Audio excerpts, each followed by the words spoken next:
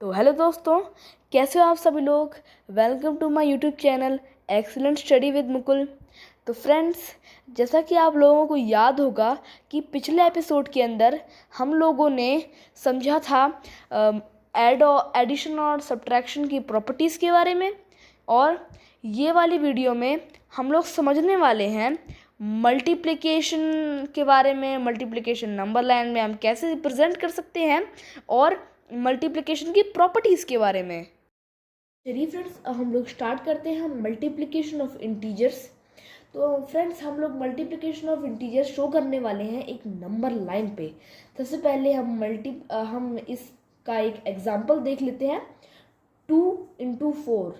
2 × 4 में हमें दो डिजिट्स दी गई हैं। दोनों के दोनों डिजिट्स एक पॉजिटिव इंटीजर है।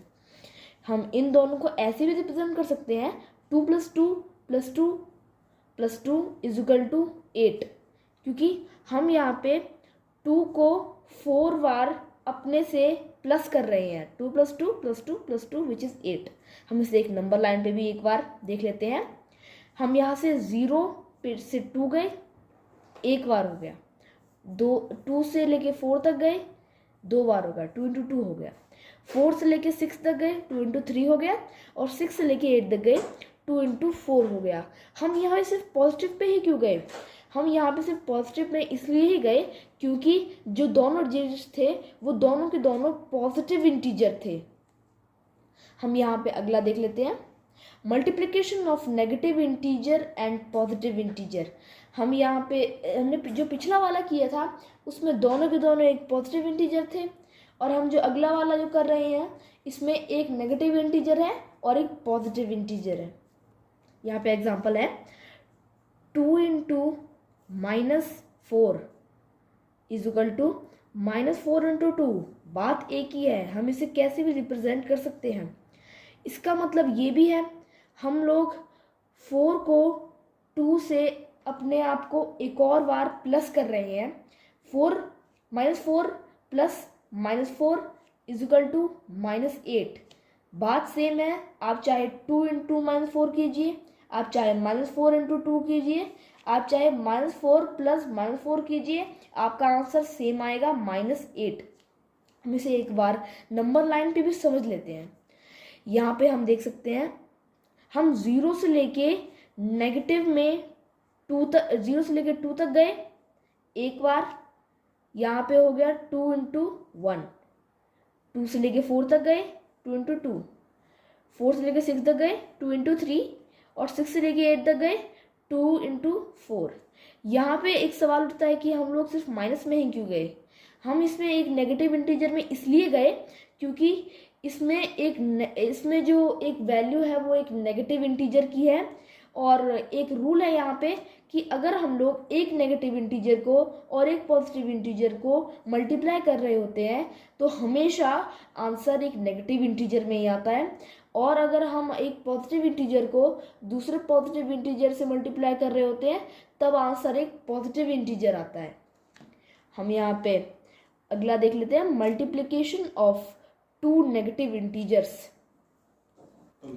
तो फ्रेंड, अब हमने देखा कि जो सबसे पहले जो हमने किया था उसमें 2 पॉजिटिव इंटीजर्स को मल्टीप्लाई किया था।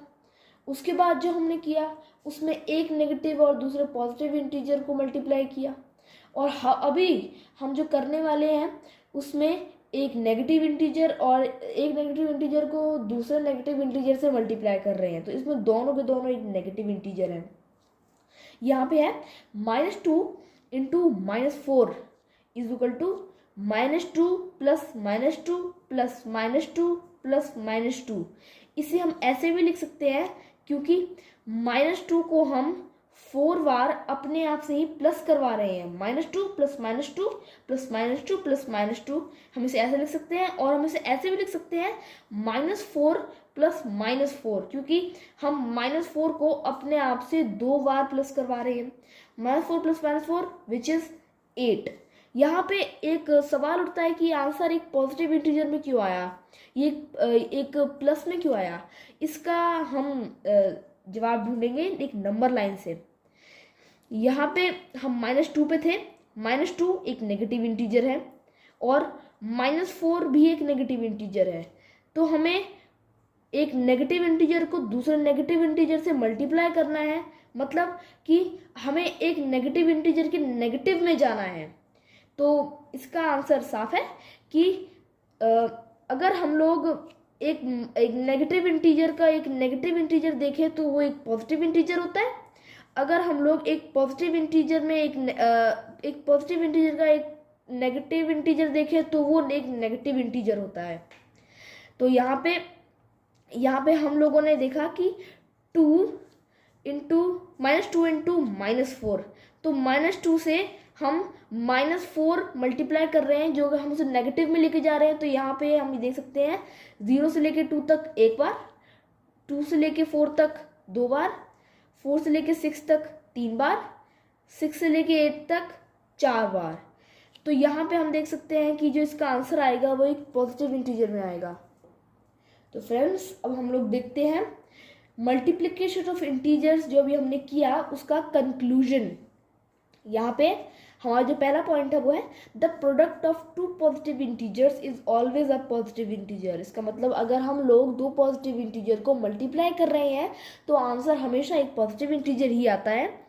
दूसरा point, the product of a positive integer and a negative integer is always a negative integer. इसका मतलब है अगर हम लोग एक पॉजिटिव इंटीजर को दूसरे नेगेटिव इंटीजर से या फिर एक नेगेटिव इंटीजर को दूसरे पॉजिटिव इंटीजर से मल्टीप्लाई कर रहे हैं तो आंसर हमेशा एक नेगेटिव इंटीजर ही आता है। यहाँ पे हमारा थर्ड पॉइंट है the product of two negative integer is always a positive integer. इसका मतलब है कि अगर हम लोग दो नेगेटिव इंटीजर को मल्टीप्लाई कर रहे हैं तो आंसर हमेशा एक पॉजिटिव इंटीजर ही आता है। तो फ्रेंड्स अब हम लोग समझने वाले हैं multiply more than two integers. अब तक तो हम लोगों ने समझा था कि अगर दो नेगेटिव इंटीजर्स को करेंगे तो प्लस आएगा, दो पॉजिटिव इंटीजर को करेंगे तो एक पॉजिटिव इंटीजर आएगा। लेकिन तब क्या होगा जब यहाँ पे तीन इंटीजर दिए गए हैं मल्टीप्लाई करने के लिए। तो यहाँ पे हम एग्जांपल दे देते हैं 2 × 4 × -5। यहाँ पे हमें एक सम दिया गया 2 × 4 × -5। तो यहाँ पे जो फर्स्ट 2 है हम उन्हें मल्टीप्लाई कर लेंगे, 2 × 4 8, और जो बाकी का जो था -5 उससे जो हमने जो सबसे पहले जिसको मल्टीप्लाई किया था जो मल्टीप्लाई किया जिसको जो आंसर आया वो 8 था, फिर जो बाद में जो बचा था वो था -5, फिर हम इन दोनों का मल्टीप्लाई कर देंगे। जैसे कि मैंने आपको रूल बताया था कि एक पॉजिटिव इंटीजर को एक नेगेटिव इंटीजर से मल्टीप्लाई करेंगे तो आंसर एक नेगेटिव इंटीजर आएगा, तभी यहाँ पे आंसर -40 आया है। अब आप समझे कि यहाँ पे दो पॉजिटिव इंटीजर दिए गए हैं, हम दो पॉजिटिव इंटीजर को मल्टीप्लाई कर रहे हैं तो आंसर एक पॉजिटिव इंटीजर ही आ रहा है। यहाँ पे जब पॉजिटिव इंटीजर आंसर आ गया, यहाँ पे फिर एक नेगेटिव इंटीजर आ जाता है। तो पॉजिटिव और नेगेटिव इंटीजर जब मिलते हैं तब वो एक नेगेटिव इंटीजर बना देते हैं। तो फ्रेंड्स अब हम लोग यहाँ पे एग्जाम्पल्स देख लेते हैं। यहाँ पे एग्जाम्पल है 2 × -4 × -5। सबसे पहले मैंने आपको बताया था कि जो फर्स्ट 2 इंटीजर्स हैं उनको मल्टीप्लाई कर लेंगे, इन दोनों को मल्टीप्लाई करेंगे, आंसर आएगा -8। यह -8 आंसर इसलिए आएगा क्योंकि यहाँ पे एक पॉजिटिव इंटीजर है, दूसरा एक नेगेटिव इंटीजर है, और अगर एक पॉजिटिव इंटीजर को नेगेटिव इंटीजर से मल्टीप्लाई करते हैं तो आंसर हमेशा एक नेगेटिव इंटीजर आता है, तो आंसर तभी यहाँ पे -8 आया। फिर यहाँ पे इसका ऐसे का ऐसा रहेगा। अब यहाँ पे हम -8 × -5, ये दोनों के दोनों नेगेटिव इंटीजर हैं। तो जैसे कि मैंने आपको बताया था कि अगर जब दो नेगेटिव इंटीजर मल्टीप्लाई होते हैं तब आंसर एक पॉजिटिव इंटीजर में आता है। -8 × -5 is 40।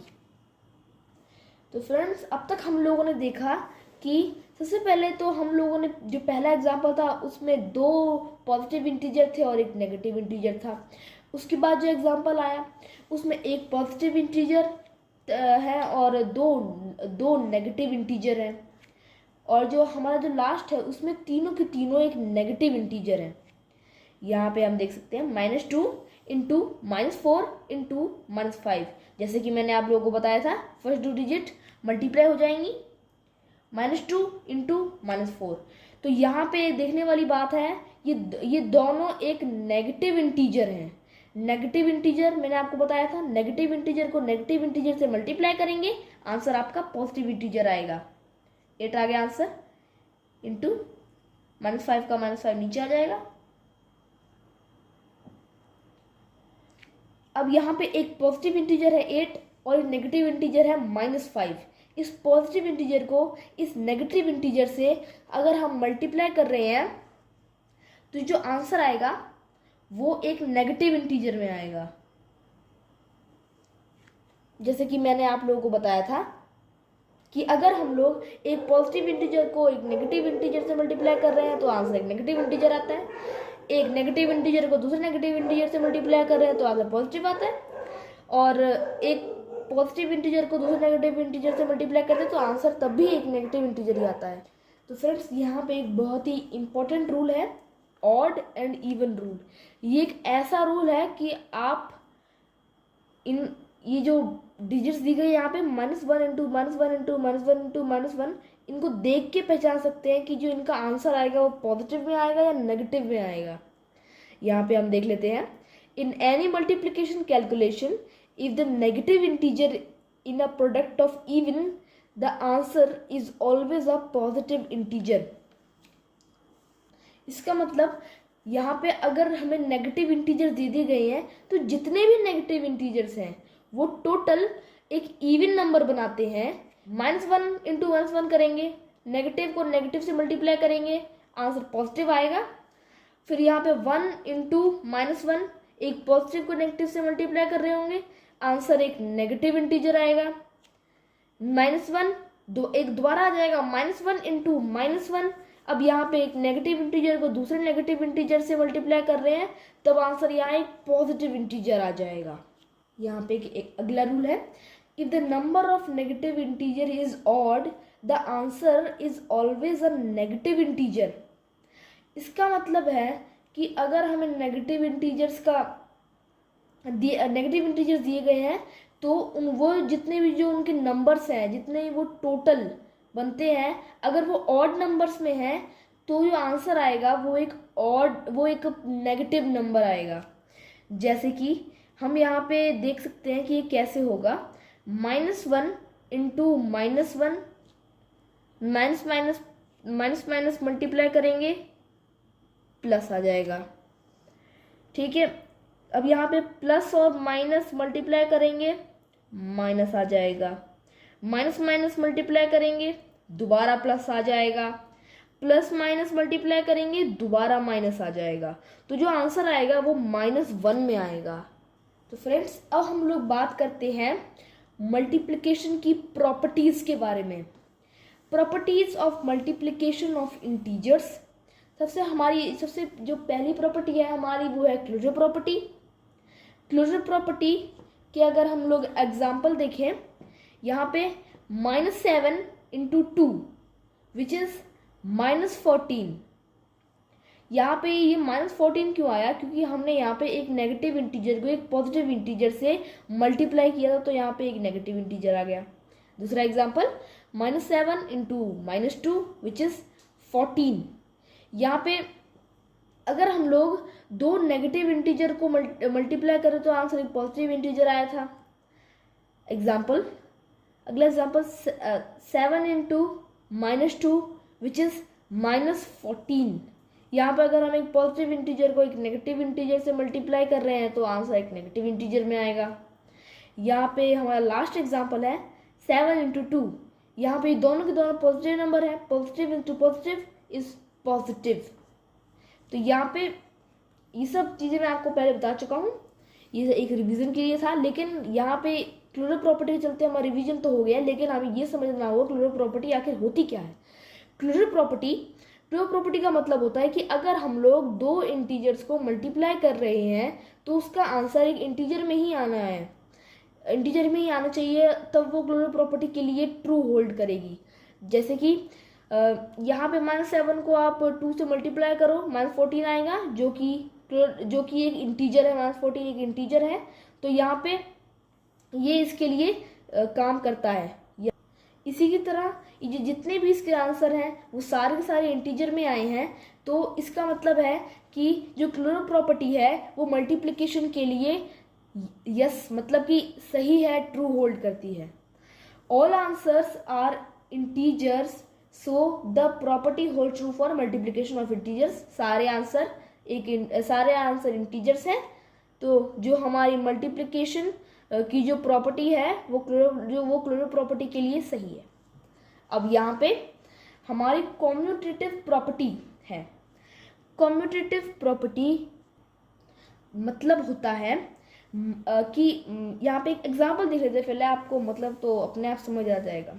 -3 into -5 equal to 15 equal to -5 into -3 equal to 15।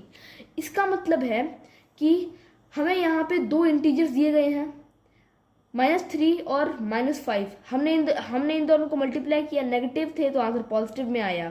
-3 और -5 को यहाँ पे किया, तो अगर हम इसे रैंडमली भी करें, अपोजिट भी करें, रैंडमली भी करें, कैसे भी करें, -5 इंटू -3 करें, तब भी आंसर 15 ही आएगा। यहाँ पे हम एक और एग्जाम्पल देख लेते हैं। 3 into -5 equal to -15 equal to -5 into 3 equal to -15। यहाँ पे ये -15 इसलिए आया क्योंकि यहाँ पे एक पॉजिटिव इंटीजर था, एक नेगेटिव इंटीजर था, इन दोनों को मल्टीप्लाई किया तो ये आंसर आया एक नेगेटिव इंटीजर। और यहाँ पे हम देख सकते हैं कि यहाँ पे इन दोनों इंटीजर्स को मल्टीप्लाई किया, अगर हमने इसको अपोजिट करके भी किया, -5 इंटू 3 किया, तब भी जो आंसर आया वो बिल्कुल सेम आया, -15 -15। यहाँ पे देख लेते हैं, if a and b are two integers, a into b is equal to b into a। तो फ्रेंड्स हमारी एक प्रॉपर्टी है एसोसिएटिव प्रॉपर्टी। एसोसिएटिव प्रॉपर्टी के एग्जांपल देख लेते हैं। 3 into 4 into 2 is equal to 24 is equal to 4 into 3 into 2 is equal to 24। ये भी थोड़े थोड़े कॉम्यूटेटिव प्रॉपर्टी की तरह है, लेकिन कॉम्यूटेटिव प्रॉपर्टी में सिर्फ 2 डिजिट्स होते हैं, लेकिन एसोसिएटिव प्रॉपर्टी में 2 से ज़्यादा डिजिट्स होते हैं। यहाँ पे हम चाहे 3 इंटू 4 इंटू 2 करें, चाहे 4 इंटू 3 इंटू 2 करें, या फिर चाहे 2 इंटू 4 इंटू 3 करें, आंसर हमेशा 24 आएगा। इसका मतलब है कि अगर हम लोग 3 या 4 डिजिट्स को मल्टीप्लाई कर रहे हैं, अगर हम उन्हें रैंडमली भी रीअरेंज कर दें तो भी आंसर उनका सेम ही आता है। यहाँ पे हम दूसरा एग्जाम्पल देख लेते हैं। -3 into 4 into 5 is equal to -60 is equal to 4 into -3 into 5 is equal to -60। यहाँ पे हम देख सकते हैं, हमने यहाँ पे -60 इसलिए आया क्योंकि एक नेगेटिव इंटीजर को, यहाँ पे एक नेगेटिव इंटीजर था, यहाँ 2 पॉजिटिव इंटीजर थे, एक भी नेगेटिव इंटीजर आया तो पूरा का पूरा नेगेटिव इंटीजर में आ गया, जब सेम यहाँ पे भी है। तो यहाँ पे जो मेन चीज़ ये है हमें देखनी है कि यहाँ पे जो रैंडमली हमने रीअरेंज किए हैं, अगर हम उन्हें कितना भी रैंडमली रीअरेंज करें, जो आंसर आता है वो सेम आता है। For any integer regardless positive और negative, a b and c, a into b into c और a into b into c। तो फ्रेंड्स हमारी अगली प्रॉपर्टी है डिस्ट्रीब्यूटिव प्रॉपर्टी। हम यहाँ पे इसका एग्जांपल देख लेते हैं।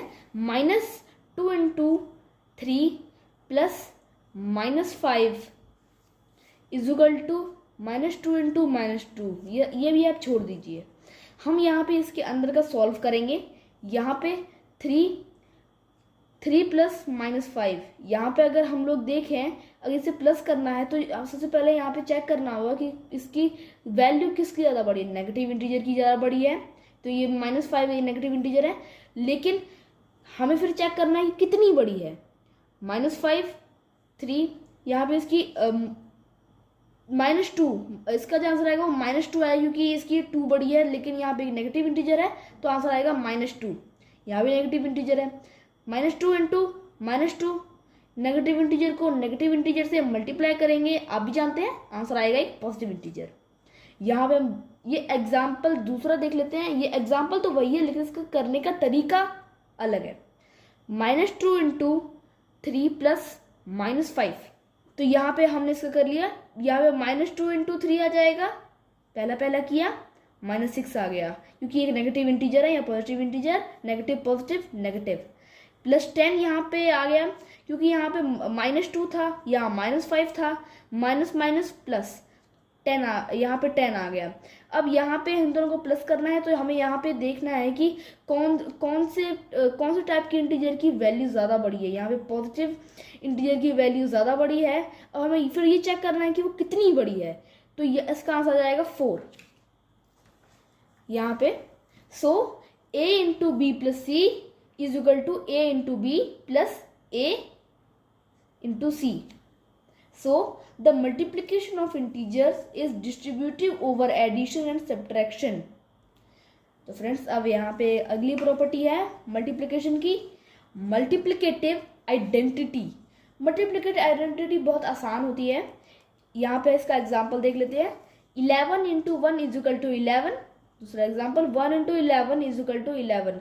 इसका मतलब साफ है कि अगर हम लोग किसी भी नंबर को 1 से मल्टीप्लाई कर रहे हैं, या फिर 1 किसी और नंबर को 11 किसी भी नंबर से मल्टीप्लाई कर रहा है, तो जो आंसर आएगा वो वही नंबर आएगा जिससे हम उसे मल्टीप्लाई कर रहे हैं। जैसे 11 इंटू 1 का आंसर 11 आएगा, 1 इंटू 11 का आंसर भी 11 ही आएगा।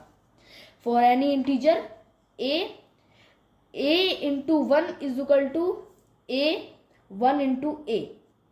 मल्टीप्लीकेशन ऑफ इंटीजर्स बाय 0, इसका मतलब है कि अगर हम लोग किसी भी नंबर को 0 से मल्टीप्लाई कर रहे हैं तो क्या होगा। यहाँ पे एग्जांपल देख लेते हैं। 11 इंटू 0 इज इक्वल टू 0। दूसरा एग्जांपल 0 इंटू 11 इज 0। चाहे हम उसे कितने भी रैंडम फॉर्म में लिख लें, जो आंसर आएगा वो 0 आएगा। Multiplication of integer by 0 same as in multiplicative identity. अब यहाँ पे for any integer a into 0 is equal to 0 into a is equal to a। तो फ्रेंड्स अब आज का वीडियो हम यही ख़त्म करते हैं। तो अगर आप लोगों को ये वीडियो पसंद आया हो तो इस वीडियो को लाइक करें, सब्सक्राइब करें, और ज़्यादातर इस वीडियो को शेयर करें जिन लोगों को इस वीडियो की सख्त ज़रूरत है। Thank you very much.